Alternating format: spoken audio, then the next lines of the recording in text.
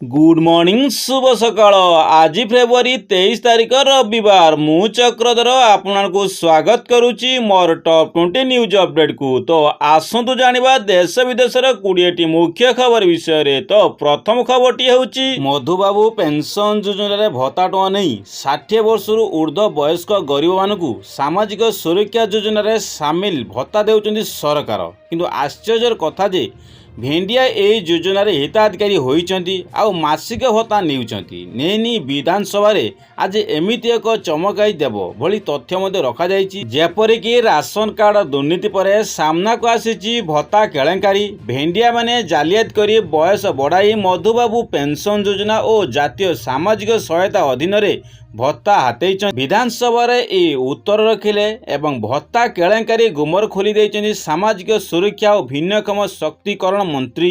से कहिछन्ती विधानसभा रे मंत्री रखित उत्तर उपरे नजर पकातु केवल जाजपुर जिले में 894 जन जालियाती करी भत्ता मत हातेइछन्ती। सेहीपरि जाजपुर जिले में केमिति दुर्नीतिर पेंठस्थल पालिटिला गोटे पर गोटे तथ्य को पर्दाफाश पकाउछि।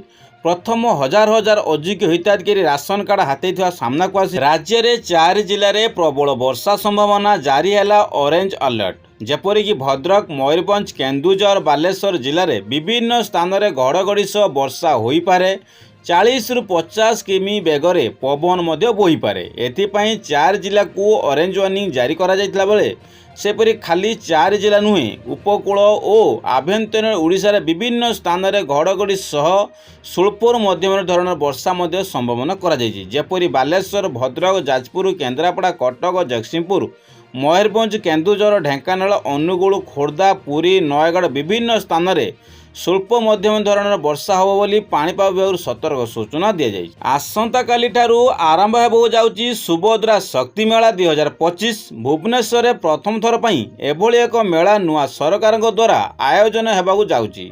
महिला मानकु दीर्घमियादी व्यवस्था रे स्वावलंबी करने पाई और तांकर स्वतंत्र बजार जोगाई दे रोजगार क्षमता बढ़ावा नहीं यही मेलार आयोजन करा जाइथुवा बेले सांबादिक सम्मेलन में कहिसेंती उपमुख्यमंत्री प्रभाती परिडा। नुआ सरकार नुआ रूप से सुभद्रा शक्ति मेला रे आविर्भाव को सहज ग्रहण करिपारंती। किट विश्वविद्यालय हॉस्टेल रे नेपाल छात्री मृत्यु मामला पर विवाद को नहीं बढ़ी चलती एवं दिन जेती गड़ुची सरकार एक्शन नेबाकु लागिछंती। यार भितर उच्चस्तरीय कमिटी निकट में हाजर होइचंदी किट्र मुख्य अच्युत सामंत। यही कमिटी आगे हाजर होगाकू गतकाली सामना करथिले उच्च शिक्षा विभाग और अच्युत सामंत समेत मोट 8 जन को सामना करथिले उच्चस्तरीय कमिटी। भुवनेश्वर राजधानी रे लागिबो 9 दिनिया सुभद्रा शक्ति मेला।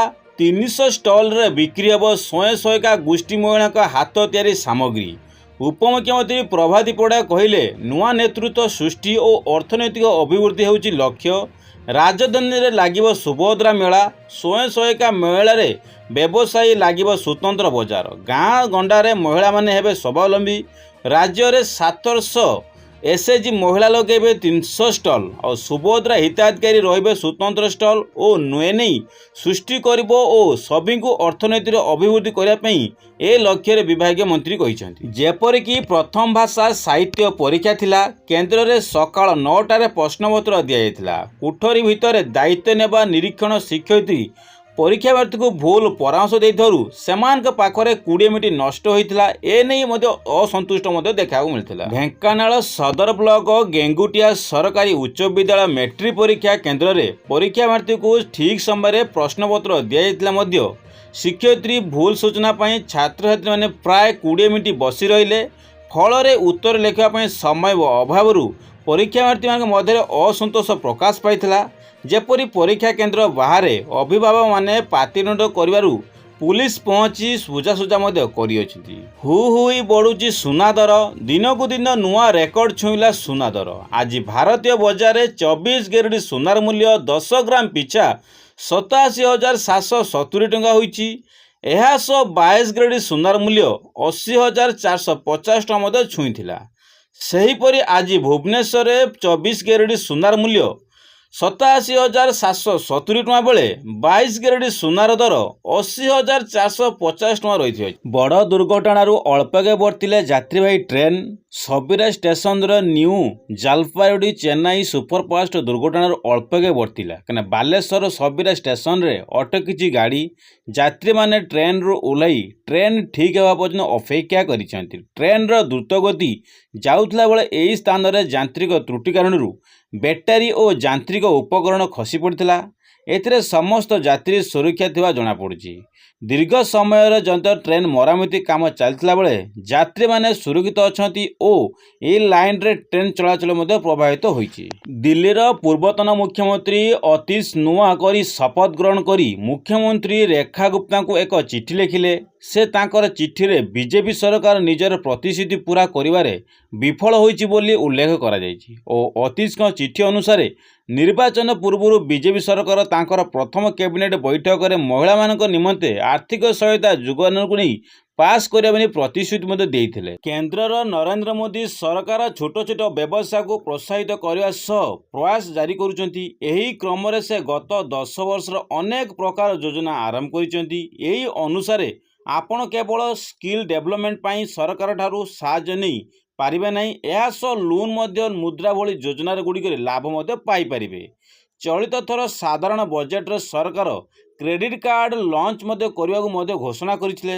ଏଥିପାଇଁ କେଉଁ ଲୋକ ଆବେଦନ କରିବେ ଏ ନେଇ ମଧ୍ୟ ଘୋଷଣା କରିଥିଲେ। ଯେପରି ଫେବୃଆରୀ ମାସ 1 ତାରିଖରୁ ସାଧାରଣ ବଜେଟ ଉପସ୍ଥାପିତ କରି କେନ୍ଦ୍ର ଅର୍ଥ ଓ କର୍ପୋରେଟ୍ କାର୍ଯ୍ୟ ମନ୍ତ୍ରୀ ନିର୍ମଳା ସୀତାରମଣ କହିଛନ୍ତି। ସେ କହିଛନ୍ତି ଯେ ଉଦ୍ୟୋଗ ପୋର୍ଟାଲରେ ରେଜିଷ୍ଟର କରିବେ।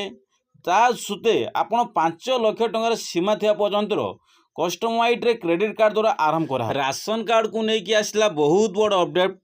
କାହିଁକିନା ଯେଉଁମାନେ ଏ ପର୍ଯ୍ୟନ୍ତ ରାସନ କାର୍ଡର KYC କମ୍ପ୍ଲିଟ୍ କରିନାହାନ୍ତି ସେମାନଙ୍କ ପାଇଁ ସରକାର ବଡ଼ କାର୍ଯ୍ୟାନୁଷ୍ଠାନ ନେବେ।